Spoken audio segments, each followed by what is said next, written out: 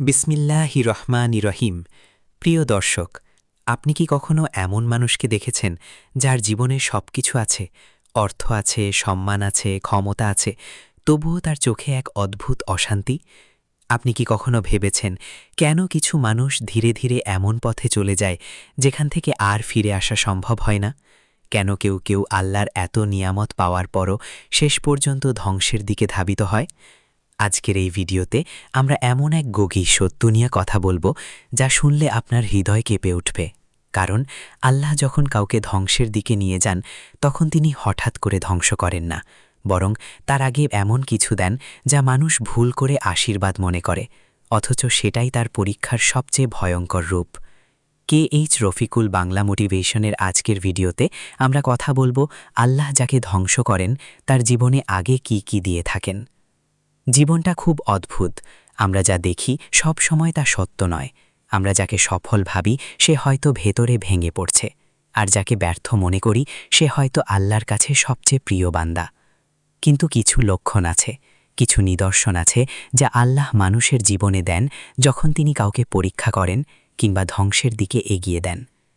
প্রথম যে জিনিসটি আল্লাহ দেন তা হলো অতিরিক্ত স্বস্তি এবং নিরাপত্তার ভ্রান্ত অনুভূতি।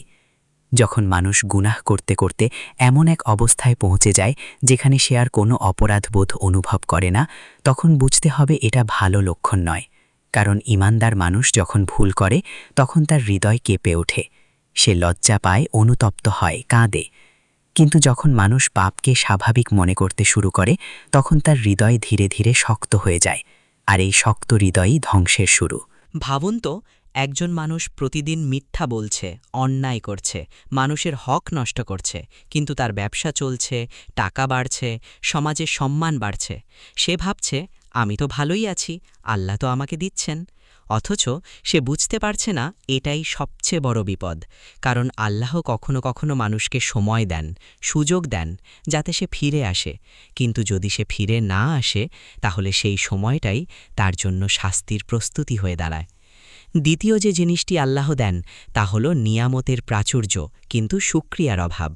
মানুষ যখন সবকিছু পায়, ভালো পরিবার, ভালো আয়, সুন্দর জীবন, কিন্তু আল্লাহকে ভুলে যায়, তখন সেই নিয়ামতই তার জন্য অভিশাপ হয়ে যায়। সেভাবে আমি আমার মেধায়, আমার পরিশ্রমে সব অর্জন করেছি, তার মুখে আলহামদুলিল্লাহ থাকে না, তার হৃদয়ে কৃতজ্ঞতা থাকে না। আর যখন কৃতজ্ঞতা হারিয়ে যায়, তখন নিয়ামতও ধীরে ধীরে হারিয়ে যেতে শুরু হয়, কখনো হঠাৎ করে, কখনো ধীরে ধীরে। তৃতীয় যে বিষয়টি আসে তা হলো ভালো মানুষের কাছ থেকে দূরে সরে যাওয়া। আপনি লক্ষ্য করবেন, যখন কেউ ভুল পথে যেতে শুরু করে তখন সে ধীরে ধীরে সৎ মানুষের সঙ্গ ছেড়ে দেয়। কারণ সৎ মানুষের উপস্থিতি তাকে অস্বস্তিতে ফেলে। সে এমন মানুষের কাছে যেতে চায় যারা তাকে ভুল পথে উৎসাহ দেয়, যারা বলে এই সব কিছু না, জীবনটা উপভোগ করো। আর এই সঙ্গই তাকে আরও গভীরে নিয়ে যায়। একটা ছোট গল্প বলি। এক যুবক ছিল, খুব ভালো, নামাজ পড়ত, বাবা মাকে সম্মান করত। কিন্তু এক সময় সে এমন কিছু বন্ধুদের সাথে মিশতে শুরু করল যারা তাকে ধীরে ধীরে বদলে দিল। প্রথমে সে ভাবল কিছু হবে না, তারপর একদিন নামাজ ছুটল, তারপর আরেক দিন, তারপর ধীরে ধীরে সে পুরোপুরি বদলে গেল। তার জীবনে টাকা আসলো, আনন্দ আসলো, কিন্তু শান্তি চলে গেল। শেষে সে এমন অবস্থায় পৌঁছালো যেখানে সে নিজেকেই চিনতে পারত না। এই পরিবর্তনটা একদিনে হয়নি, এটা ছিল ধীরে ধীরে ধ্বংসের পথে হাঁটা। চতুর্থ যে লক্ষণটি দেখা যায় তা হল দোয়া কবুল না হওয়ার পরও হৃদয়ের কঠোরতা। একজন মুমিন যখন দোয়া করে এবং দোয়া কবুল হতে দেরি হয়, তখন সে আরও বেশি আল্লাহর দিকে ফিরে যায়। কিন্তু যখন কেউ দোয়া করে আর ফল না পেয়ে আল্লাহর ওপর অভিমান করে, দূরে সরে যায়, তখন বুঝতে হবে তার অন্তরে সমস্যা তৈরি হয়েছে। পঞ্চম বিষয়, অহংকার। অহংকার এমন একটি গুণ যা মানুষকে ধ্বংসের দিকে নিয়ে যায় খুব দ্রুত। ইতিহাসে আমরা দেখেছি, যারা নিজেদেরকে বড় মনে করেছে, আল্লাহ তাদেরকে ছোট করে দিয়েছেন। অহংকারী মানুষ কখনো সত্য গ্রহণ করতে পারে না। সে মনে করে সে সব জানে, তার ভুল হতে পারে না, আর এই অহংকারই তাকে অন্ধ করে দেয়। আল্লাহর এক অদ্ভুত নিয়ম আছে, যখন তিনি কাউকে ছেড়ে দেন তখন তিনি তাকে তার নিজের পথেই চলতে দেন, তাকে থামান না, তাকে বাধা দেন না। সে যত ভুলই করুক, সে মনে করে সব ঠিক আছে, কিন্তু হঠাৎ একদিন সব কিছু ভেঙে পড়ে, তখন আর কিছুই করার থাকে না।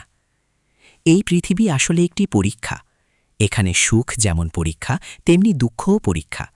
কিন্তু সবচেয়ে কঠিন পরীক্ষা হল সুখের পরীক্ষা। কারণ দুঃখে মানুষ আল্লাহকে স্মরণ করে, কিন্তু সুখে ভুলে যায়। আর এই ভুলে যাওয়াটাই সবচেয়ে বড় বিপদ। তাই আমাদের উচিত নিজেদেরকে সবসময় যাচাই করা। আমি কি আল্লাহর কাছাকাছি যাচ্ছি নাকি দূরে সরে যাচ্ছি? আমার জীবনে যে নিয়ামতগুলো আছে সেগুলোর জন্য আমি কি কৃতজ্ঞ? আমি কি আমার ভুলগুলো বুঝতে পারছি নাকি সেগুলোকে স্বাভাবিক মনে করছি? মনে রাখবেন, আল্লাহ কাউকে অযথা ধ্বংস করেন না। তিনি সুযোগ দেন, বারবার দেন, বারবার ডাকেন।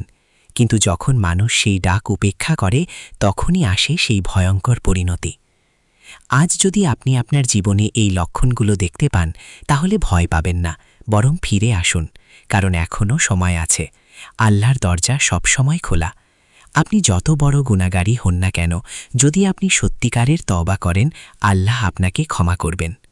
শেষে একটি কথা বলি, এই দুনিয়ার সব কিছু ক্ষণস্থায়ী। আজ যা আছে কাল তা থাকবে না। কিন্তু আপনার আমল, আপনার ঈমান, এইগুলোই চিরস্থায়ী। তাই এমন কিছু করবেন না যা আপনাকে ধ্বংসের দিকে নিয়ে যায়। আল্লাহ আমাদের সবাইকে হেদায়েত দান করুন, আমাদের হৃদয়কে নরম করুন এবং আমাদেরকে সেই সব লক্ষণ থেকে রক্ষা করুন যা ধ্বংসের দিকে নিয়ে যায়। প্রিয় দর্শক, যদি আজকের ভিডিওর কথাগুলো আপনার হৃদয়ে একটুও নাড়া দিয়ে থাকে, যদি মনে হয় এই ভিডিওতে বলা কথাগুলো আপনার জীবনকে সঠিক পথে ফিরিয়ে আনতে পারে, তাহলে এই ভিডিওটি শেয়ার করুন। কারণ হয়তো আপনার একটি শেয়ার কারো পুরো জীবন বদলে দিতে পারে। এমন আরও বাস্তব জীবনভিত্তিক ইসলামিক ভিডিও পেতে KH রফিকুল বাংলা মোটিভেশন চ্যানেলটি সাবস্ক্রাইব করুন আর পাশে থাকা বেল আইকনে ক্লিক করুন, যেন প্রতিটি নতুন ভিডিও সরাসরি আপনার কাছে পৌঁছে যায়। আমরা এখানে কাউকে বিচার করি না, আমরা শুধু আল্লাহর আলোয় সঠিক আর ভুলের পার্থক্যটা তুলে ধরার চেষ্টা করি। আল্লাহ তাআলা আমাদের সবাইকে হেদায়েত দিন, ভুল থেকে দূরে থাকার শক্তি দিন আর এমন জীবন গড়ার সুযোগ দিন যা দুনিয়াতে সম্মানের আর আখিরাতে নাজাতের কারণ হয়। আল্লাহ আমাদের সবাইকে হেদায়েত দিন, ভুল মানুষ থেকে দূরে রাখুন, আমাদের জীবনে এমন মানুষ দিন যাদের সাথে ঈমান থাকবে, সম্মান থাকবে আর অন্তরে থাকবে প্রশান্তি। আমিন। ইনশাআল্লাহ দেখা হবে পরবর্তী ভিডিওতে।